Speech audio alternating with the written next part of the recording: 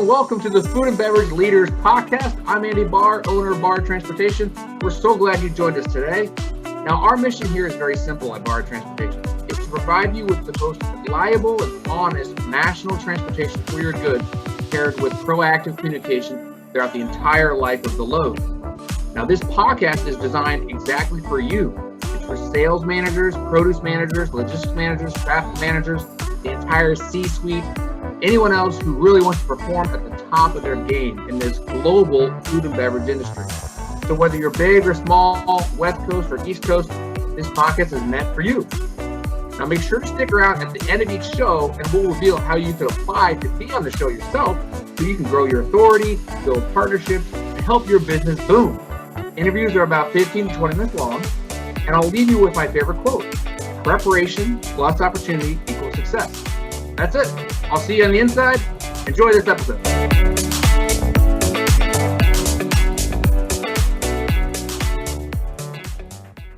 All right, welcome back, everyone. Today we are with Andy Wells. It's the Andy and Andy Show. Andy, welcome. Thanks for having me, Andy. I appreciate it. Absolutely, absolutely. So Andy is with O-AT-KA Milk Products in New York, Batavia, New York, and we're going to talk about milk, dairy, maybe some cheese, and just what's going on in the logistics space in that dairy atmosphere. But before we dive in, Andy, kind of give us a little background about where you came from, how you got into the food space, and looks like you have some military background as well. So you can touch on that, please. Yeah, absolutely. So after I got out of the U.S. Air Force, I did 6 years in the lovely state of New Jersey with the Air Force.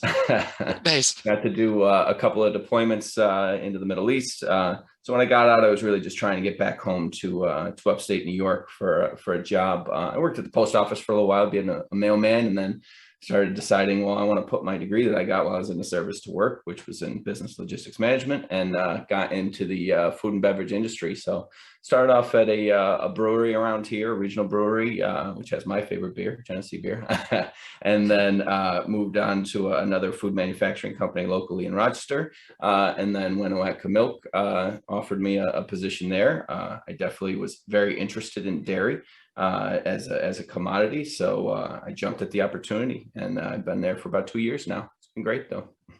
Great. And it looks like you were with the brewery for about 6 years. So what made the jump, right? From the beer to, well, you didn't go right into O-AT-KA, you went to another food and beverage company, but kind of describe that. Yeah. Yeah, so I mean, the brewery, it's to me, it was like Willy Wonka's chocolate factory, right? So I was already a fan of the beer, and then you're working there. So yeah, people are very content there. Your morale's pretty high when you're bribing people with free beer. So it was yeah, it was if you're looking for a way to advance your career and move around, it was most people there. It's they're retiring or dying, and they're not just moving on. So you have to be like, all right, well, what's important for me at the time? You know, we had a young kid. Baby at the time. So, all right, so let's shift around and see what else is out there. And the other company I worked at, Ledestri, that's, sauces and all these other things that they do. They even have liquor. And so it was just great exposure to the industry as a whole, where you're just looking, all right, I'm not just focused on alcohol right now.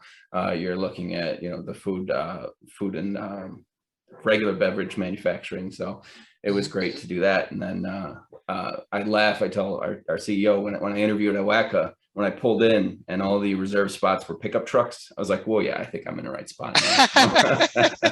you so found your O-AT-KA home. is a farmer co-op. So we're owned by the farmers. So 90% of our milk comes from within 100 miles in upstate New York. So when you're working for a purpose. You're making sure that all these dairy farmers that are waking up at the crack of dawn and logging all those hours, they're getting some value for their milk that they're making. So it's I like to call it honorable work that you're doing. So that's awesome. Yeah. There's nothing better than sourcing locally. You can actually get to know the farmers, get to know your local suppliers. There's large conglomerates, and everything, but it's just nice to have a relationship, in the simplest form with your suppliers. Yeah. Keep it local for sure. Exactly. So Andy, let's kind of take a step back and zoom out and look at the whole, milk, cheese, dairy industry. what's going on in that space for us listeners that aren't, don't live milk day to day? What is going on in the industry as far as, competitors coming in, maybe they're leaving? Is it a great time to enter? Is it a great time to sell? What's going on in the milk space? I mean, it's another one of those things where it's a commodity that there's definitely a lot of demand for. So what O-AT-KA does, people hear O-AT-KA milk, they're thinking we're putting it in gallons and stuff like that. But really what we are is we're a milk balancing plant. So when it's not going into a gallon of milk and it's not going into ice cream or something like that, it comes to us. So we make sure that our farmer owners get the most value for their products. So we'll put it into butter, powdered milk, evaporated or condensed milk that you get in the baking aisle, and then a big portion where these specialty beverages, which is, like ready to drink coffees that you'd see at like a convenience store or something like that. And what's funny is that was the big focus when I first started. And then, right around end of 2019, beginning of 2020, when this little thing called COVID hit, there was a big shift where we had this huge demand for the evaporated milk. So evaporated, condensed milk, all that stuff. It just shot through the roof where I don't know if it was bad Instagram bakers or something where, they needed to buy more. If it was, people that are sort of prepping where it's like, all right, I have a shelf stable 15-month milk substitute that I can do where you could just throw in a gallon, 1 part of milk with 1 part of water. And then you have, drinkable milk, potable milk for your family where you don't have to worry about, refrigerator space and all that. I don't know if it was that. If it was the vitamins and the nutrients that go along with it. But yeah, there was just a huge demand for it. So it's just funny to see how the market shifts for that sort of thing. And I mean, if you look at the US, we're pretty good space for food manufacturing as a whole, where that's one of the main things that we make now. A lot of the stuff got outsourced, overseas for manufacturing, whether it's car parts or whatever. But now, transistors, I know your trucks are waiting on, which I read about that frequently. So all that stuff is outsourced, but food around here, I mean, it's the breadbasket of the world, basically. So I guess that's one of the things I was excited about being able to come on here and talk about too was, as the podcast says, the leaders in the food and beverage industry, how are we going to focus on the future of that industry? Because it's not always something that was advertised like when you're going through high school, hey, you can go into food and beverage manufacturing. There's a lot of career paths in there. And I really think it should be, especially after my experience with it, Yeah. So let us recap that a little bit more. So you said evaporated milk has really grown. That's what you're saying. It's really okay. And that's like you said, that's mixing like a powder with water to make normal milk. Is that? No. So the evaporated milk is like what you get in the little tin cans in the baking aisle.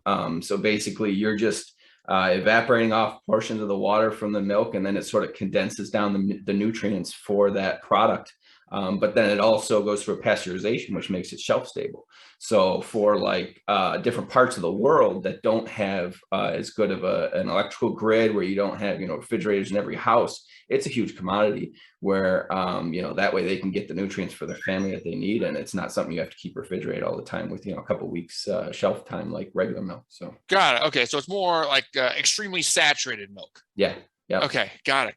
Okay. Yeah. And I, when I started, I was like starting to experiment with it. Like, all right, well, reading profiles about, people that use it for baking and cooking, it just gives a little depth of flavor and everything like that, because everything condensed. So, one of our things that we started with, everyone being locked in a house was we did, weekly French toasts. And I was like, well, let me try, French toast with the evaporated milk in the mix that I make. And I felt like it gave it a little extra oomph of flavor. So, yeah. It was a good one. Sounds good. No tips there. Yeah. And how about the type of milk? Like what's popular? You've got the 2%, the whole milk, the skim. Mm-hmm. And I know you guys, like you said, you take the milk and you don't always, categorize it into milk that's going to be distributed, but it could be into butter, to ice cream, specialty. So you really kind of can help the farmers get the most bang for their buck, depending on, I guess, demand for what the market's demanding at that time. Yeah, and it all just depends. So with that evaporated milk, you can do a few different versions. You can do a sweetened condensed, you can do a skim.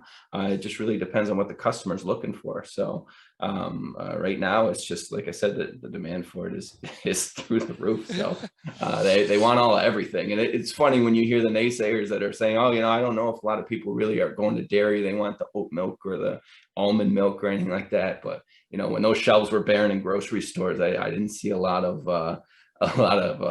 regular milk on the shelves. There was a lot of oat milk and almond milk still available readily. So I feel like milk is a staple of America. It's just kind of like, yeah. it's Well, you hot said you dogs, live sort of in like the Northeast area too, right? So, snowstorms, what happens? The first thing that's gone is milk and bread. Everyone's like, oh my God, they're going to get snow. So that's the first thing they go for. Yeah. No, I'm originally from Cincinnati, Dayton area, spent 9 years in Chicago, and I'm in Charlotte now. And we can't drive in Charlotte. Like there's a little flake of snow, people freak out. Like it's crazy. All the food goes away in the toilet paper. But okay, so COVID, how has O-AT-KA fared with that? And looks like we're on the better half. Got the vaccines out, got some boosters coming. Yeah. Touch on that if you could. Yeah, you start seeing some places open back up, which is good. So you start seeing more demand for a lot of the products. So like the ready to drink coffees, people are hitting the road more. So there's more demand for that.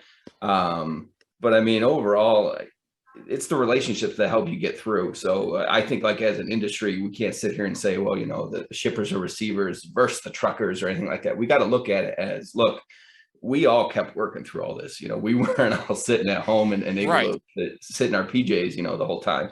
It didn't necessarily get easier either.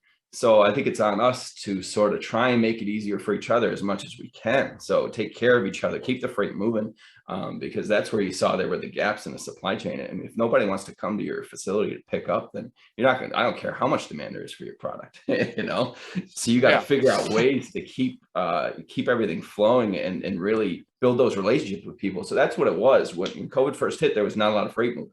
Well, food manufacturers, we were still moving.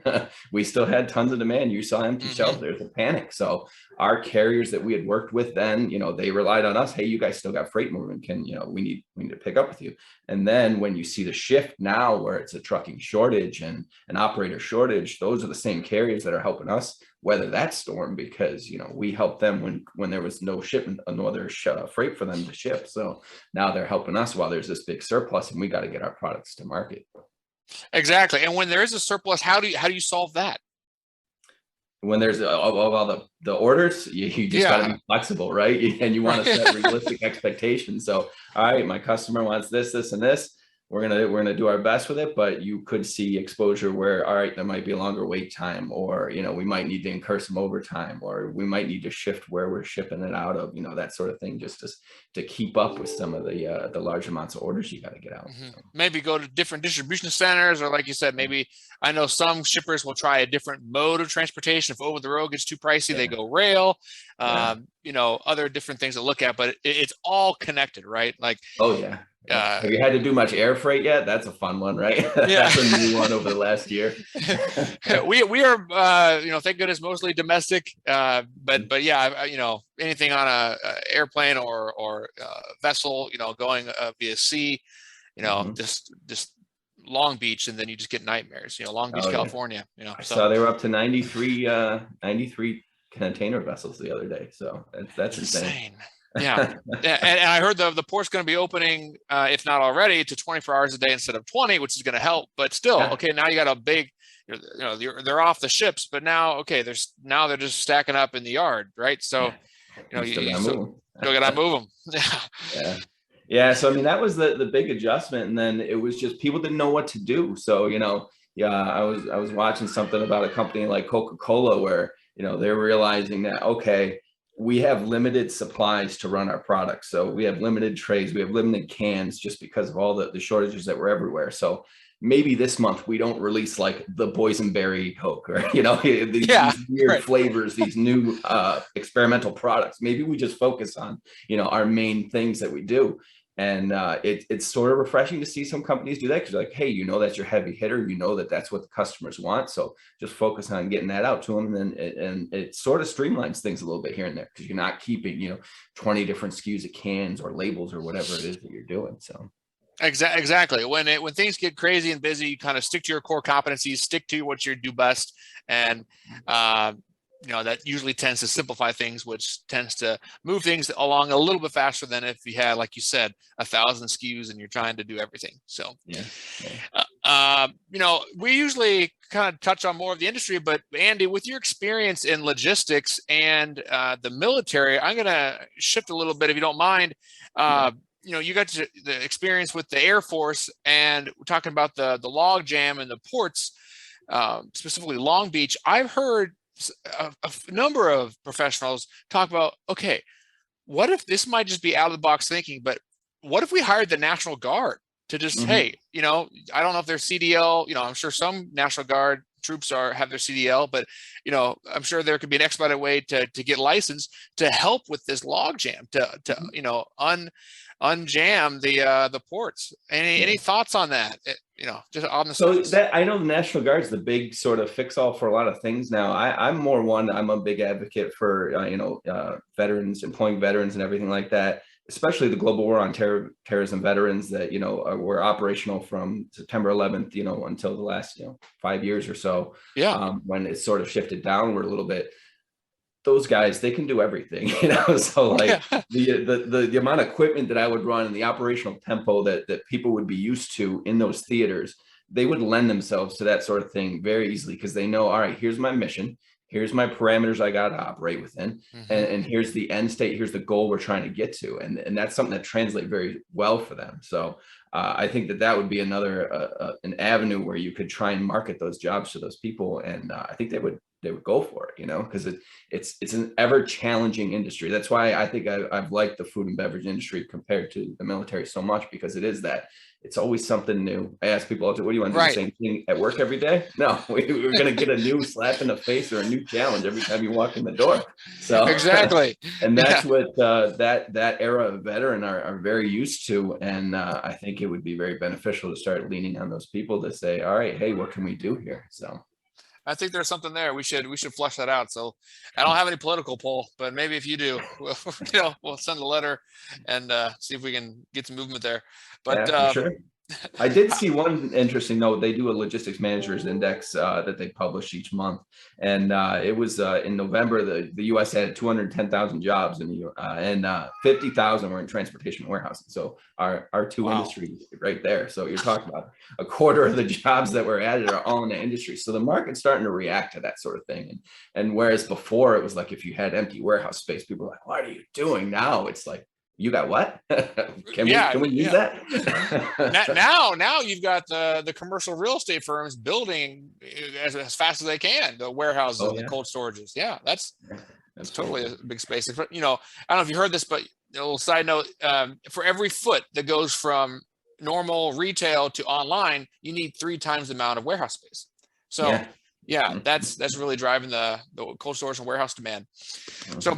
Okay, so as we look at kind of wrapping up here, Andy, is there a new flavor coming out? Is there a new factory coming out that O-AT-KA has? Any new company news? Just anything that you like to touch on as we close? Nothing new. We're just continuing to support the farmers.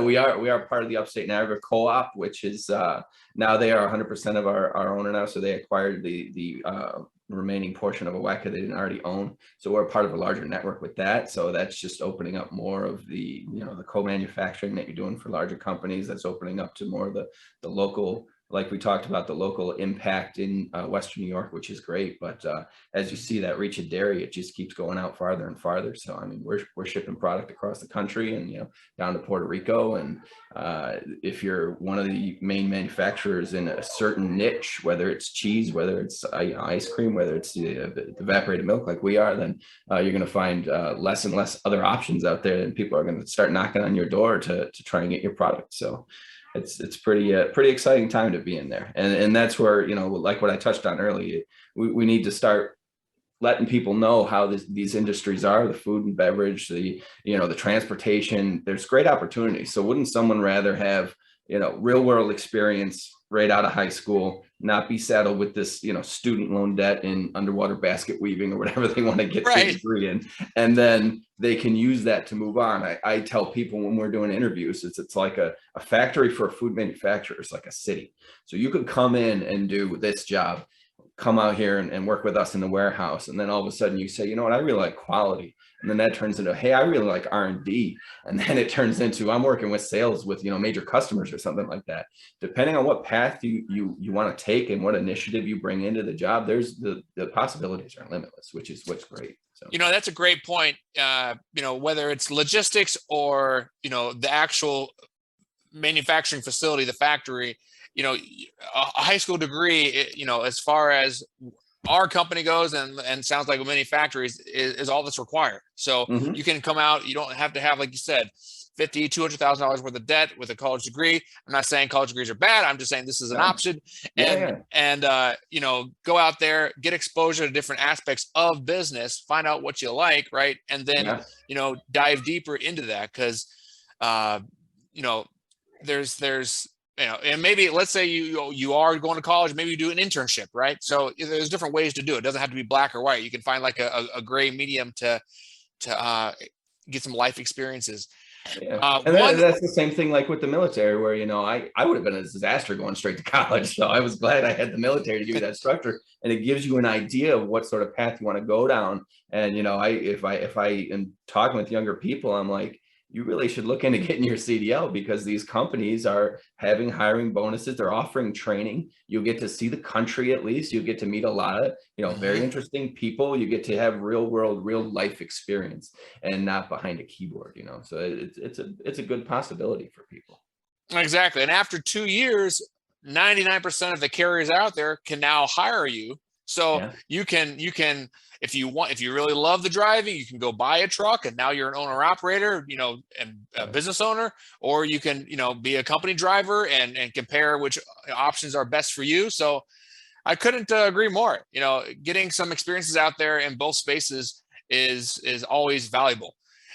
We'll close with the Food Shippers of America. It's the premier food event. It's not specific to dairy, but it's overall the food and beverage space is coming up in February 20th to 22nd in Orlando. And I encourage everyone to attend. It's at the JW Marriott for a few days. Again, February 20th to the 22nd. That's the Food Shippers of America. And it's held every year. So, Andy, thank you for joining us. And I'm going to go get some skim milk. There you go. Thanks very much for having me. I really appreciate it. And I'm a big fan of the podcast. Thank you, Andy. Yeah. Thanks. Bye-bye.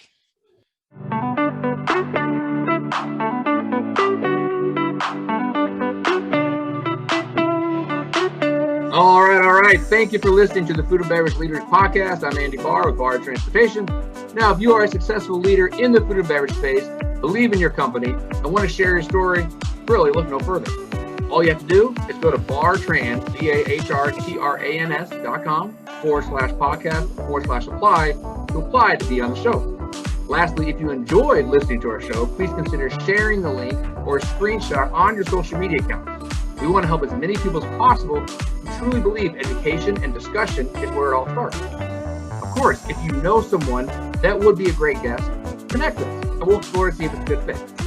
Again, thank you for listening to the Food and Beverage Leaders Podcast. And as always, we'll leave you with our favorite quote: preparation plus opportunity equals success. Now go crush life, and we'll see you again soon.